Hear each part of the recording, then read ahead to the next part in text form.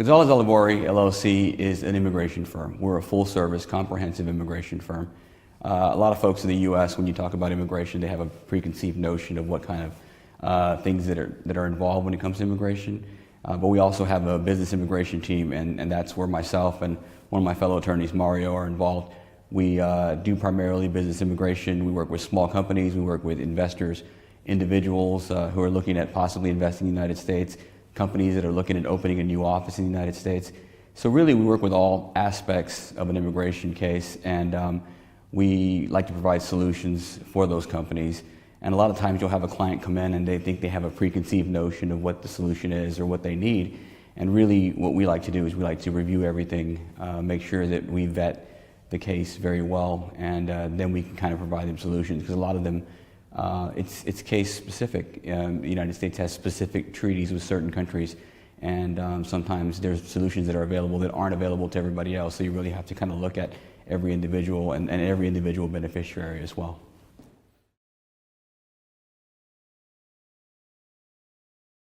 You know, I previously worked at much larger immigration firms. We're kind of a boutique-sized firm. We have 13 attorneys and we have a lot more support staff. You know, but in my experience, what I found was that a lot of companies don't just bring people to the United States. They're not just bringing people to come work in the U.S.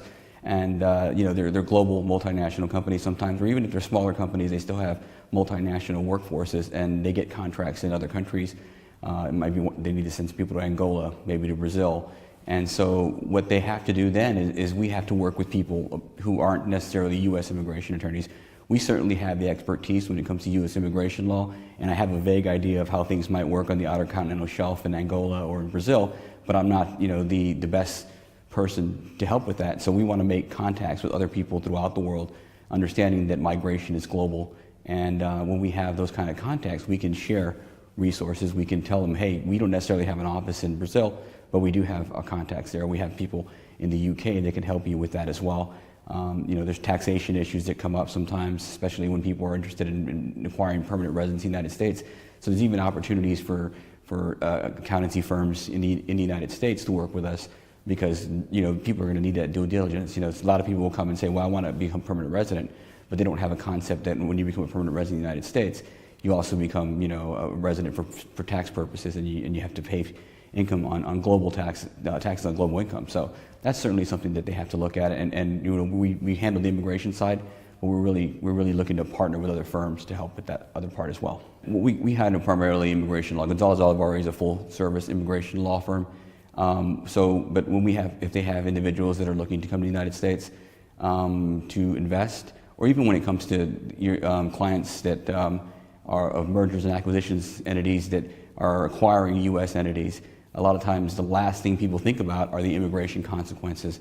But in fact, because of the way certain immigrant visas are set up, you know, L1 visas, for instance, where you transfer an employee from the company abroad to the company in the U.S., if there's a merger and acquisition, if there's a change in ownership from the company abroad, that's going to affect their ability to have that L visa. So a lot of the due diligence that needs to be done sometimes gets done on the back end, just because of the fact that it's kind of an afterthought for these companies. But we really want to be able to help them kind of look at things at the very beginning. So if there's companies that they know are going to acquire individual, you know, subsidiaries or individual locations in the United States, and they have employees that are currently employed on some type of visa, I mean, it's you know, it's a good idea. You know, obviously we don't talk to us, but if they talk to an immigration firm, that'd be a great idea as well, because we can help them kind of look at their employees and look at what their status is, and kind of help them make decisions as to how they're going to move forward, because it can fix everything from their ability to possibly move forward with their non-immigrant status to their ability to, you know, one day be a permanent resident in the United States.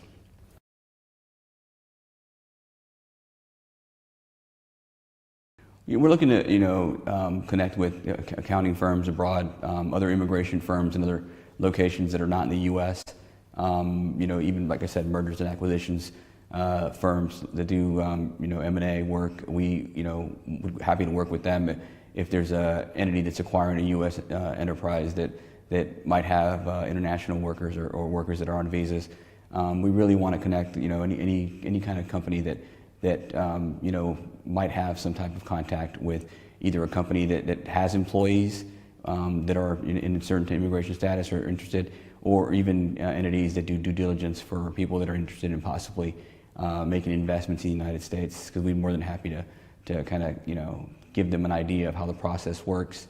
Like I said, I'm not a tax person, but, sometimes people have, some kind of issues with becoming permanent residents just because of the fact that it's kind of a different setup once you're a permanent resident in the United States as other parts of the world. And even if you don't have income in the United States, you're still going to be liable for those kind of things. And we don't provide that tax advice. We want to work with other entities that do provide that advice. We can help with the immigration side. We can do all the due diligence on the immigration side. But it's good, and especially in many investor contexts, to partner up with other entities that provide some due diligence on investment, maybe even on the tax side of it as well.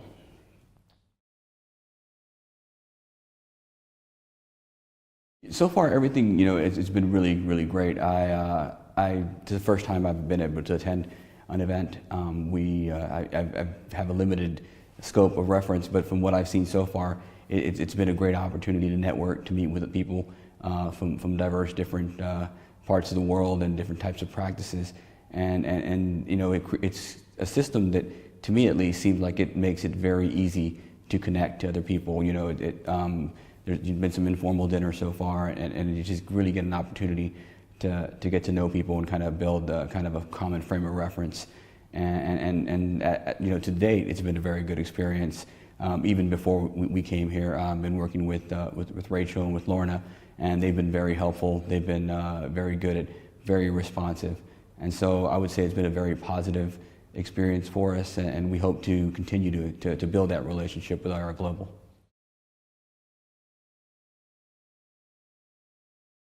Well, really what we're talking about in the panel discussion is an issue that's kind of arisen around the world, and it seems to have kind of taken hold in the U.S. and parts of Europe, just kind of this sense of protectionism or nationalism, as some might call it.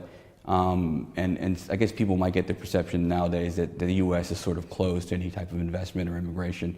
But I want to make sure that people understand that the U.S. continues to operate the same way it did previously. They might scrutinize applications a little more closely than they used to previously, but things are still being approved. Things are still moving forward. And part of the reason you want to work with an immigration attorney or an immigration firm like ours is that we have the experience of working on these types of cases. We have the experience of scrutinizing applications and making sure that everything's well documented. And that's why it's so important to vet the case at the very beginning, because you don't want to give the government kind of an in or a reason or a rationale to deny something, and that's where the due diligence comes in as well. And so despite what you might hear in the media, despite what people might say, I think even our own president, when he was in Davos, mentioned that the U.S. continues to be open for business, and it's still a great place to have a company, to have an office, to have employees, and for all the negative attention that maybe has arisen, there's still a lot of good things about the United States, and still a lot of good things about doing business in the U.S. So there's definitely something we want to make sure that people understand.